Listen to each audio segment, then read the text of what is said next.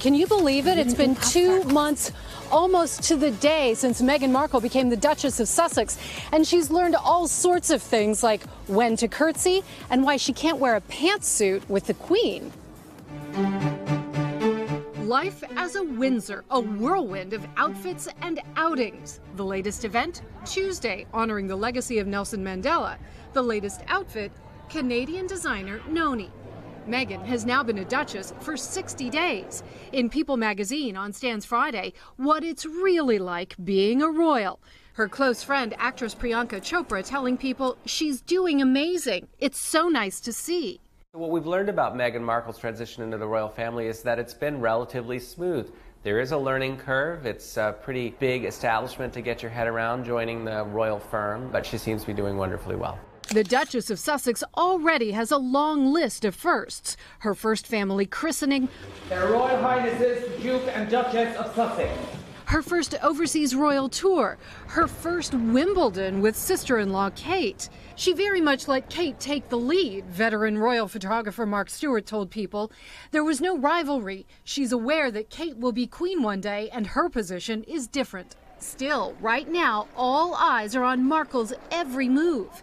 At her first family wedding, what some said was a fashion fail in floaty Oscar de la Renta. Meghan made headlines again for the cost of her Dublin wardrobe, 4 outfits in 24 hours with a reported $36,000 designer price tag.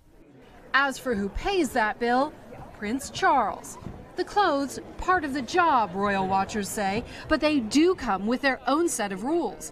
On her first solo trip with the Queen, Meghan had the monarch laughing. A source told People she finds it hard to understand why the Queen prefers women in dresses and skirts rather than trouser suits. Sometimes she asks Harry, why do we do it this way? Or what are the rules? Or, she's curious. She asks questions, but she's unfailingly polite and respectful and is taking it all on board. The Duchess all smiles since her wedding to Prince Harry, and with help from her inner circle and adoring husband, seems to be winning hearts. And her next big test is that royal tour in the fall. Australia, New Zealand, Tonga, and Fiji all on the itinerary. A royal protocol marathon for the Duchess of Sussex. Guys, Carson, when Kate and William went down under, they were gone for 18 days and covered nearly 27,000 miles. Carson. There you go, Pop Start correspondent Kelly Cobiella doing a fine job overseas. From the Pop Start Bureau. Pop Start going royal today. Kelly, thank you so much. Hello, Today fans. Thanks for checking out our YouTube channel. Subscribe by clicking that button down there and click on any of the videos over here to watch the latest interviews, show highlights, and digital exclusives.